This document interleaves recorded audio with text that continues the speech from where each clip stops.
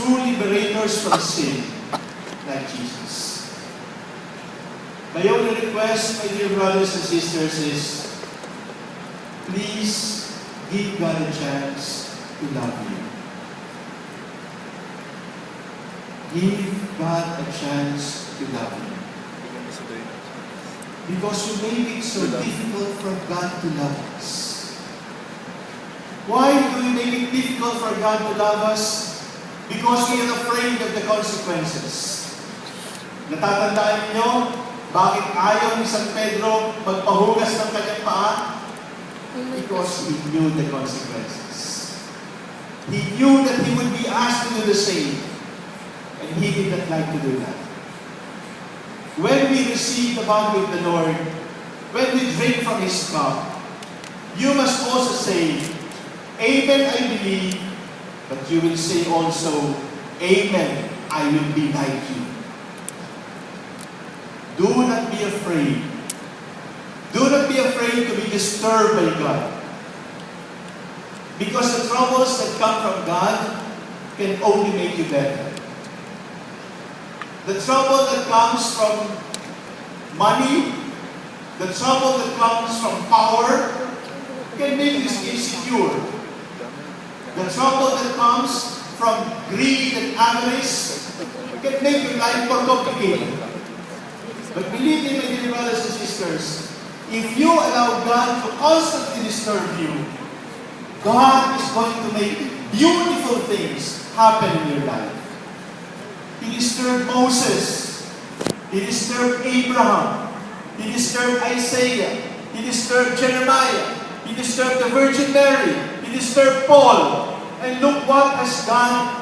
Look what God has done for these people. He has done great things for them because they allowed themselves to be disturbed, to be troubled by God. Do not protect yourself from God.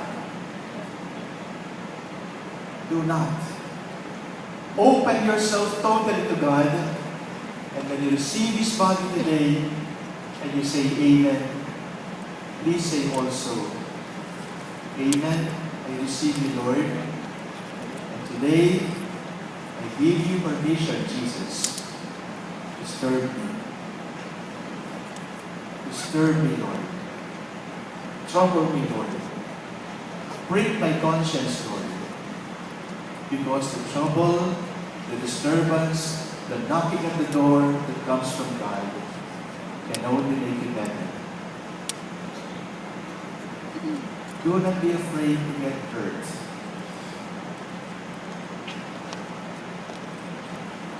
Painkillers are a big business in society. You don't like pain. But what would life be without pain? What would life be if you constantly protect yourself from getting hurt? You don't have to get hurt. There is only one thing that you must do. Don't love. Oh. If you don't love, you will not be hurt. Don't love anyone. Don't love pets. Don't love plants. Don't love anything. Because if you don't love, you will become hardened. You will become impenetrable like stone. You will not be feeling anything anymore. You will not get hurt. Because you stop loving. Just stop loving. And then you will not get hurt anymore. But believe me, if you stop loving, you also rob yourself of fullness of life and fullness of joy. Do not allow yourself to be carried away by this fear of pain.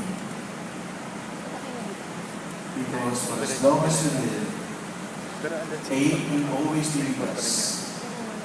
And if you put Jesus into every day can make you more and more like Jesus. Do not be afraid to be disturbed. Do not be afraid to get hurt. Yes. And last of all, do not be afraid to look foolish. Do not be afraid to look abnormal.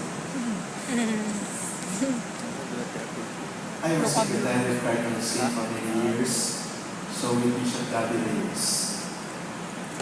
During the canonization of San Lorenzo Luis, I was in Rome, the cardinals were there, I was outside, and there was one Filipino reporter who approached me and said, "Father, help me to interview a cardinal." And one cardinal came out of the meeting hall. I knew from his secretary na medyo suplado.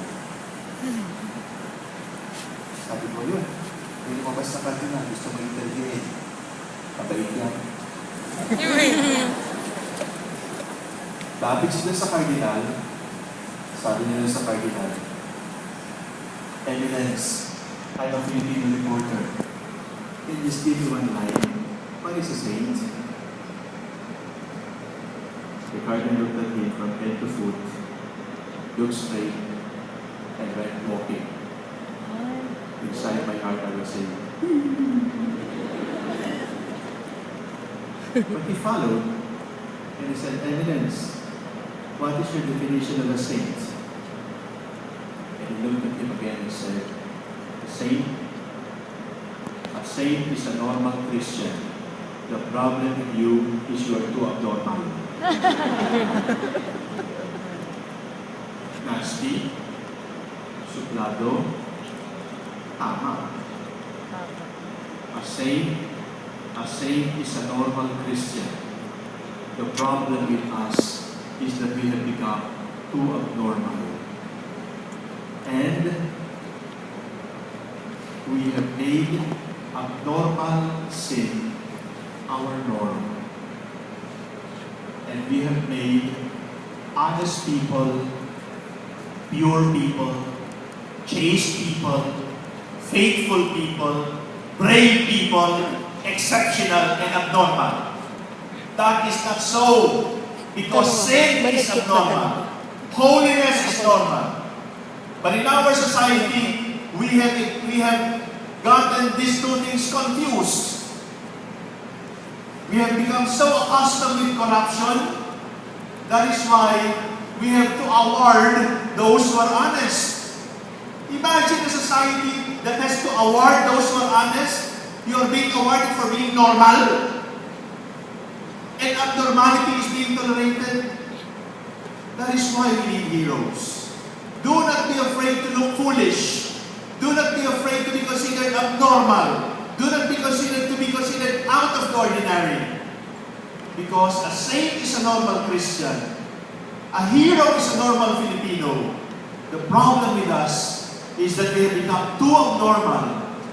And we have started a culture of corruption, a culture of dishonesty, a culture of impurity, a culture of unchastity, a culture of pleasure.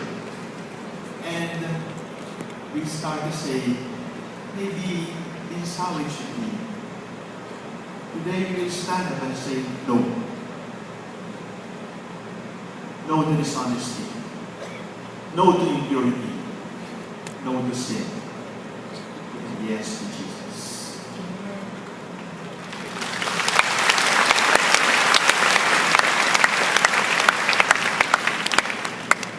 You will not be afraid to be disturbed by God.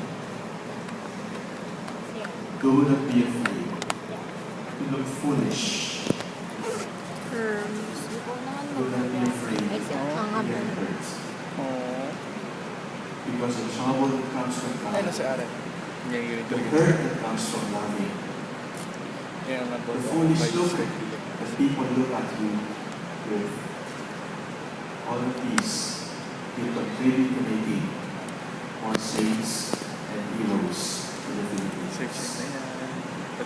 How we bless you, how we bless.